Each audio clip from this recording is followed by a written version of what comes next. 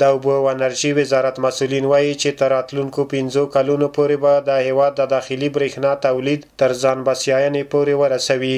وزارت انرژی و آب امارات اسلامی افغانستان یک پلان 5 ساله را طرح کرده.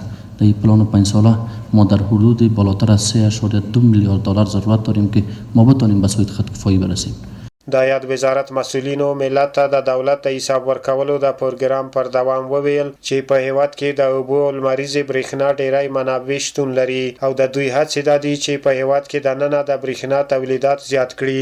افغانستان دارای سرشار از منابع طبیعی از قسمت تولید انرژی برق. ما در حدود 23000 مگاوات ظرفیت زیر از تنها از منابع آبی خود داریم که تولید برق شود.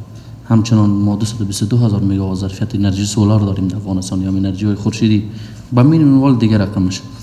مطابق با ماستر پلان برق افغانستان ما تا سال 2032 در حدود 6000 مگاوات برق ضرورت داریم. فعلا متاسفانه بالاتر از 70% برق افغانستان وارداتی است.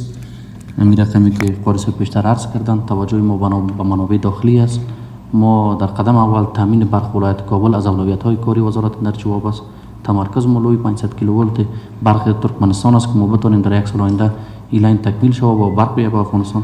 مطابقاً به او نظر به گفته بزرگان ما بتوانیم تمرکز کنیم روی منابع داخلی. بند برق باغدره، بند برق ساگه ولایت کنر، بند برق سروبی و در پلی ازو شما انشاءالله در هفته پیشروی خواهان اینی شاهد یک پروژه 10 مگاوات از منابع خورشید در ولایت کابل در قسمت ترخیل خواهد بود که ما به امضا میرسونیم. اوس مهال په افغانستان کې یوازې 10 سلنه برېښنا تولیدېږي او 80 سلنه د اړتیا وړ برېښنا د ګاونډیو هیوادونو څخه هیواد ته واردېږي چې دغه برېښنا لوړه بیه لري او د ژمي په موسم کې کمیږي. هم هیوادوال هیله مند دي چې د داخلي برېښنا تولیدات تل لوړ شي.